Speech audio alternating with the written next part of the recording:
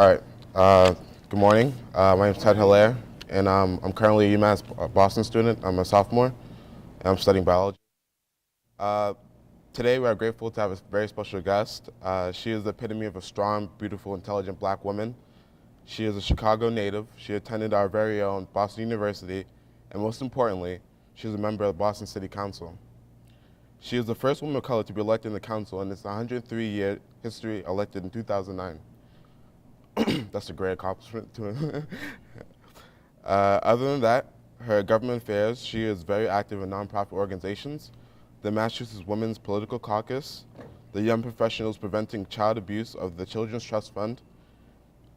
She also received many rewards, and a few of them are Women's Rights Awards, Route 100 Honorary, Top 40 Under 40, Jet Magazine, Power 100 Ebony Magazine, NAACP Boston Branch Image Award, Bostonian of the Year, the Labor Assistance Professionals, and BET Leading Woman Award. Without further ado, please give a round of applause for Ayanna Pressley.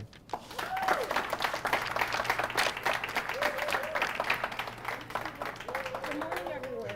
Ted, great job. Okay. All right, good morning, everyone. Good morning. Ted, I want to thank you. It's Ted, right? Okay, very good job. Thank you for that very professional introduction. Very impressed. And I want to thank each and every one of you for being here. I want to thank Percy for the invitation. But more than anything, really for your vision. You know, I think a lot of times we encourage young people to be dreamers. I think that's okay, but I would one better that. We should encourage them to be visionaries. Because visionaries have a vision that they strive to see manifest and realized. And I love visionaries because they don't wait for someone to give them permission. They don't wait for a grant. They just get to work. And so I want to thank, Percy for stepping up in that way, for your vision and for standing in the gap and really meeting a void that government and community can't do because they're overextended. Our churches, governments, our families, our neighborhoods, that they can't do or because they won't. So I just want to thank you for standing in that gap. I also just want to say that, gatherings like this are so very important. I feel very often as people of color, we often only come together in the midst of trial and tragedy, and our bonds of community cannot only be forged in tragedy.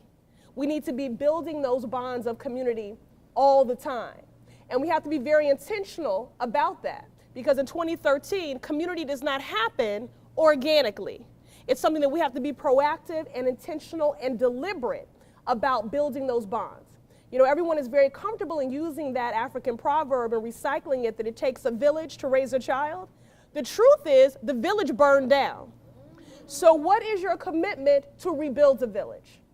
And I very much appreciate your willingness to be supportive, not only in name only of the mission of this organization, but by your showing up, you're saying, I'm prepared to rebuild the village and to uplift these extraordinary young people.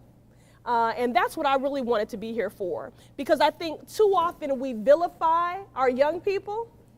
We're often only talking about them when we're talking about proven and at-risk youth or the dropout rate or violence or teen pregnancy or all these things. And the reality is that no young person spontaneously combusts and suddenly is. They are the product and the manifestation of many social determinants and their own family structure. So we can't vilify young people. We've got to celebrate, encourage, affirm, and prop up those that are doing the right thing because there are many that are.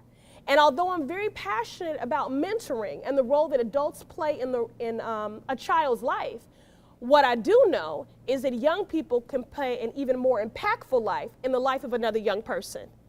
You are role models. Your best resume is your personal carriage, how you navigate, how you just move. So even when you don't know it, someone is watching you, okay?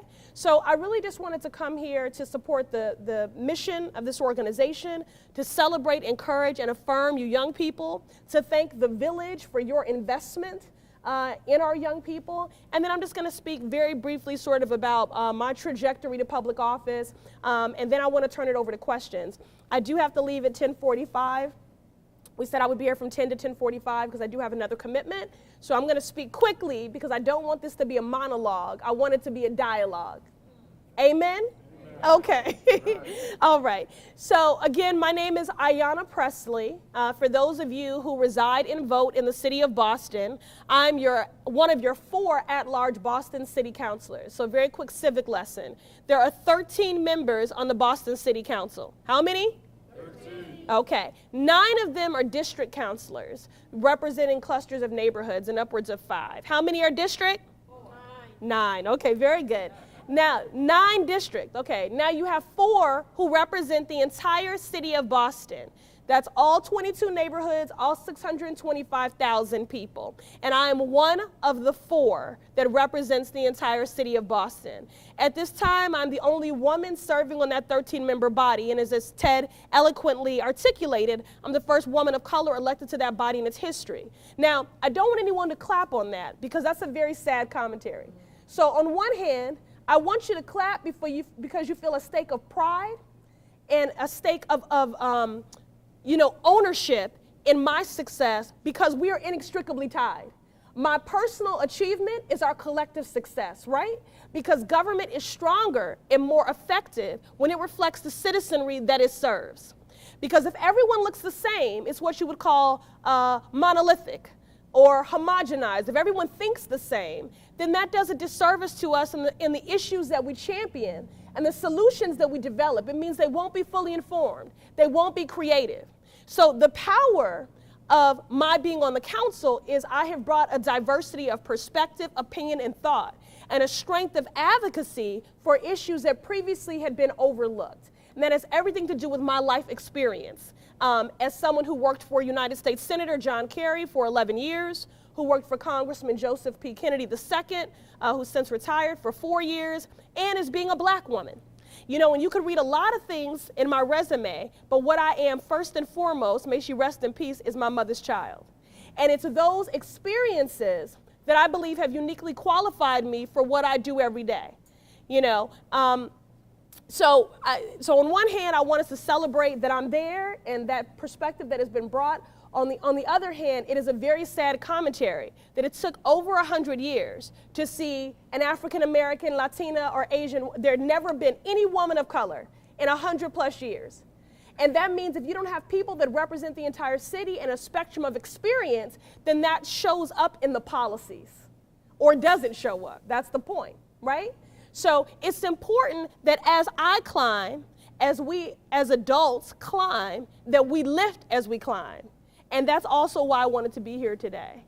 So I was speaking about my mother and her impact on my life. So as I said, I worked behind the scenes in government for 16 years. So don't be fooled by my baby face. I've been doing this work a long time. And sort of the quick story is I'm originally from Chicago. I was raised by a single parent. My father, who is a brilliant man, struggled with addiction. And that addiction meant that he committed crimes to support that addiction, and he was in and out of prison in our lives. And it was incredibly destabilizing. And certainly his absence, I know, left me vulnerable to exploitation. I'm a survivor of a decade of childhood sexual abuse and also sexual assault later in life. And you know, thank God when my father got clean, he got straight, and he went on to become a journalism professor and a published author, and I'm very proud of him.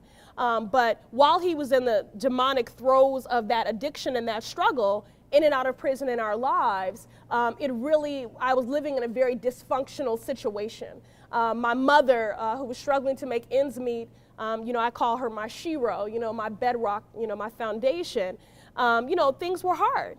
And the reason why I tell that story, and I'm going to tell you, when I ran for office the first time, people did not want me to tell that story. There had never been a woman of color elected to the council. There had not been a person of color elected citywide in 30 years. And, people worried. Percy was talking about codified language. They said, if you tell that story, you're not going to appeal to traditional voters, which is a codified phrase for white voters. You're running citywide, you need votes from every neighborhood in the city, and people thought that my story would stereotype me, it would pigeonhole me, it would make traditional voters uncomfortable. And it's interesting, you know who was made most comfortable by my story? Black folks. You know, it was black people who were discouraging me from telling my story because they didn't want me perpetuating a stereotype. You know, we have a lot of shame and fear stigma, you know, for what, you know, wherever you have racism and things are socially stratified, and then you have disparities in economics and health and education, you're going to see a lot of common life struggles. And, you know, as black folks, when we're trying to get away from that. So remember the movie Precious? People will say, girl, stop telling that Precious story. This is a problem. You know, people didn't want me to stand in my personal truth and tell my story. They felt some sense of shame about it. But, you know, I decided to tell the whole story. Yes, I had, you know, been in rarefied political positions, working for a senator and a congressman, and had internships and all those things. But, you know, this was also my story. And I didn't want to give anybody the power to determine what part of my story I told. You know, the whole story is relevant because, as I said, I do think that my political education has given me some tools that have better equipped me to do what I do. But what qualifies me are those life struggles. Because I know that behind every decision I'm making, when I'm looking to balance a budget or anything like that, or to vote, you know, as a city councilor, that behind every statistic, behind every number, there's a person. There is a person, and there is a story, and there is a struggle. And so, you know, those life experiences, those struggles, that was the best education I could have ever received because I carry that with me every day. And that informs the issues that I champion, everything from, you know, working to combat domestic violence and sexual violence. Let me say something about that. We talk so much about street violence, but everyone needs to know that we'll never have peace in our streets till we have peace in our homes. Many of the gang-affiliated young men that I've worked with grew up being raised in single-parented households by women whom they saw exploited or victimized. And violence begets violence. Again, no young person spontaneously combusts and is suddenly violent. We live in a violent world. You know, and we have a very unique dichotomy in our community because we are disproportionately more likely to be victims and also more likely to be perpetrators. That's a very difficult dichotomy to exist in one ecosystem, in one community. You know, so I have brought a strength of advocacy as a black woman who has been exposed to and experienced and overcome these things to work on issues like teen pregnancy in order to break cycles of poverty, to strengthen pathways to graduation for our pregnant and parenting teens, to make sure when we talk about breaking cycles of violence that we name domestic and sexual violence, even when it makes people uncomfortable. I know my story makes people uncomfortable, but in the name of progress, I'm willing to do that. And I know that when I'm honest about my situation, I know when I'm honest about my situation that I'm liberating other survivors of sexual violence to come forward. There is not a room that I'm in that a young woman, a young man does not approach me and say, that is my story too. And that was what the political pundits and naysayers and voters had underestimated about me. They hadn't thought my story would get me elected, or my platform of wanting to, you know, break cycles of poverty and violence, to champion causes that disproportionately impact women and girls. They didn't think that that was a platform you could run and win on because no one had ever done it before. And they thought that my story would only resonate with black and brown people. But I knew better because unfortunately those things I've experienced are the universal truth for a lot of people. They are neighborhood and race transcendent. And that's why the city has to be dedicated to working on those things. Because any issue that breaks at the bonds of community and erodes at the fabric of us should be the priority of our municipal government. And for as long as there is breath in my body and the electorate so chooses to continue to send me to that body, these are the causes that I will always be dedicated to. I know we cannot be a strong city without healthy communities. And healthy communities begin with having stable families. And the other thing that I've been challenging government to do is to make sure we name every kind of family. I want this city to work for grandparents raising grandchildren. I want this city to work for single-parented households. I want this city to work for, you know, whatever your family, if you're a family of one, I want this city to work for you. You know, so that is really daily my challenge and my charge. It has been my honor to serve in this capacity for the last 4 years. City council terms are 2 years, okay? So I was elected for the first time in 2009, and in November of 2013, I was elected to a 3rd term. And thanks to some of the people in this room, actually, I topped the ticket. I was a top vote getter, earning 60,000 votes. So, you know, what that says to me is that, you know, in the immortal words of Sam Cooke, I mean, a change is going to come. You know, it may be moving at a deliberate speed and not the urgency that we hoped, okay? But change is coming to the Commonwealth of Massachusetts. Change is coming to the city of Boston. I thank you for entrusting me with this awesome responsibility to serve as one of your 4 at-large counselors. And I thank you for the opportunity to say a few words today. So I have time for a couple of questions. I gave a very abridged version on my sort of trajectory here. I know it was a little bit all over the place, but I'm happy to answer any questions people have, you know, personally or politically. Yes. Thank you for your speech, by the way. I'm Benny Jones. I'm just wondering how you've been received by your other council members and you know, what kind of challenges and struggles you've had when you're working through them. Sure. So the question was, how have I been received by my other colleagues? You know, so as I said, I'm currently the only woman on the council.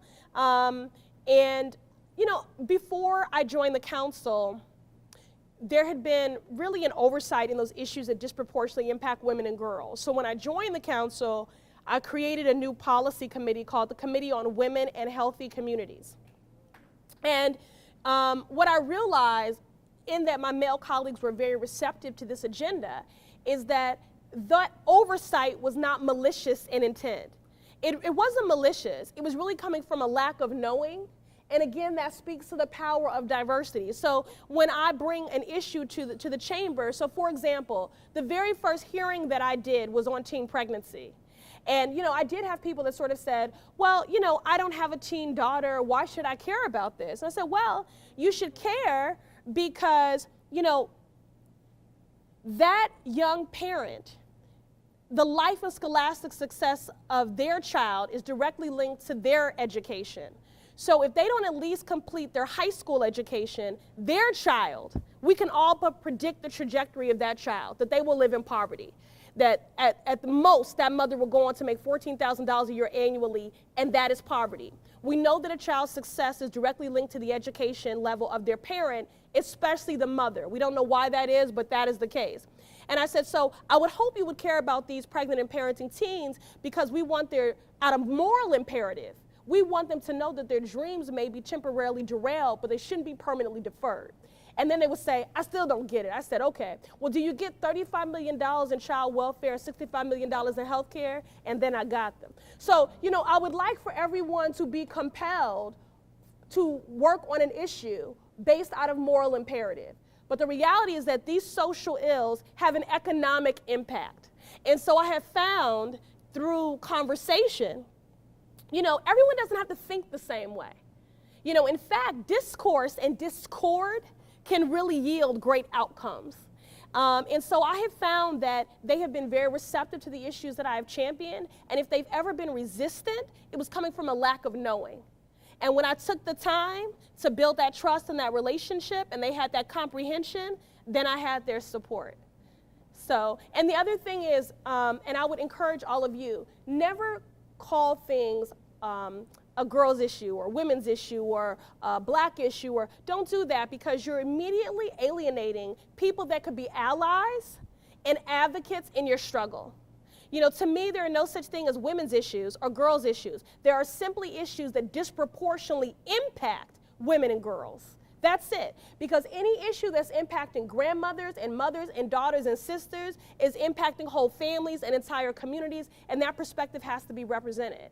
When I first started to speak very passionately about girls, given my own struggle in saying that broken girls grow up to be broken women, and we can't afford any more broken women in the village. People would say, you keep talking about girls and women, what about the boys? That was another reason why, you know, Percy really wanted me to come here. And I said, the point is, all these things are inextricably linked. We have to address these issues holistically. If a broken girl grows up to be a broken woman, who is so stuck in the mud and murk of her own trauma and dysfunction, and she's raising a black boy by herself, then he absorbs that. And the cycle just repeats. It just repeats. So don't marginalize your activism by making something an issue that only belongs to one group, because you do a disservice. The last thing I would say on that note is every time there's a spike in violence, all of the black elected officials are heavily lobbied by our home community, by black folks. What are you doing about violence? You should be calling every elected. You should be calling every single elected, because when you don't do that, you let people off the hook, and they get to say, these are problems that are only plaguing people in certain zip codes, in certain neighborhoods, and it's their problem, and no one's calling me on it, and I don't have a responsibility to that community and to those issues. So you need to call and lobby everyone, because everyone is accountable to you that is sitting in that chamber, all 13 members. Yeah. Wonderful. And I particularly appreciate your point about marginalizing. I lived in Chicago and I was the president of the Healthy Mothers and Babies Coalition, working on infant mortality, which is obviously disproportionately affects black families, but affects all families. Absolutely. And as president of Healthy Mothers and Babies in the state. But to ask you about violence, this is the anniversary of Newtown, the first anniversary of Newtown. And I ask, as you're sitting as a public official, do you see the conversation changing? Because there were 28 people killed that day. You say 26, but the mother and the shooter also killed themselves. We have more than that die in Boston every year. And I'm wondering, is the conversation changing around how do we address violence, you say, in the family, in the community, not just in tragedies like Newtown or Aurora? Is the conversation really changed in the last year? I think the conversation is changing, but I think people have selective amnesia. And, I would say we have, as black folks that are disproportionately impacted, and again, that unique dichotomy of both victims and perpetrators, we have outrage, but we don't have a sustained amount of outrage. And if there's not a sustained amount of outrage and commitment, then you're not going to have a sustainable movement. And things can sort of be a patchwork and piecemeal and be cobbled together, one vigil, one march at a time, but it isn't a sustained effort. Those families who are left standing in the wake of losing a loved one to homicide, everyone comes with a casserole dish in the first 24 hours, and then they fade to black. So I think the conversation has changed. People are being more honest about the root causes of violence, which are poverty, which are mental health, which are unemployment, and again, realizing that we have to develop holistic strategies. But what I would challenge us to do is to just anyone could plant a seed, but what's your commitment to nurture it? Anyone can start a movement, but what's your commitment to sustain it? So for as long as we have all these starts and stops, and there's a timer on our outrage, we've got to be feeling uncomfortable all the time, because if you feel uncomfortable all the time, you're not going to grow complacent. And I find us growing complacent because we are desensitized, because we are so used to being besieged by violence in all forms. So people are cynical about the clergy. They're cynical about government. They don't trust their neighbor. They're estranged from their family. So for me, again, this all really does begin with the family. It really does have to start there. I think it's a shame that I have to send out an alert telling people in inclement weather, extreme heat or cold, check on your elderly neighbor. You didn't used to have to do that. People just did that out of principle, but now people don't even know their neighbor. I'll give you an example. We have a program at City Hall where seniors who are looking to maintain their independence and stay in their home, they're afraid to get on a stepladder to change a light bulb or a battery in a smoke detector. And so they had asked if I knew of a program that could support seniors that wanted to maintain their independence, stay in their home, and needed help with those sorts of things. And I found out that we did in fact have a city program in partnership with our fire department and other things where you could call and get a ticket number and someone would come to your home. So I called the office and I asked, could you tell me who calls you? And they told me that it was the children and grandchildren of those elders. Now that's not okay. Government can't fix everything, and it's not our job. Why are you calling City Hall to get your Nana on a list to have her light bulb changed? We all pay for that. That is insane. So the point, so I see the conversation changing. I don't see the activism and the advocacy changing, which is then negatively impacting the outcomes. Okay, one more question? Yes. Thank you so much for your speech. It's very inspiring to me. And in light of a lot of things you said, I think you've already answered my question, but I just have this comment, this partially question. But what we do here in YMSS, we're trying to reach out to the community. And one would expect this room to have been really full of people, but I think one of our challenges is not being able to inspire and get people to maintain momentum, to get up on a Saturday morning, to come here. We have a few young men, I really honor them. But do you have any suggestions for how we can reach the people who we really need to reach? We talk about the village being burnt down. We want to rebuild the village, and the village can start here.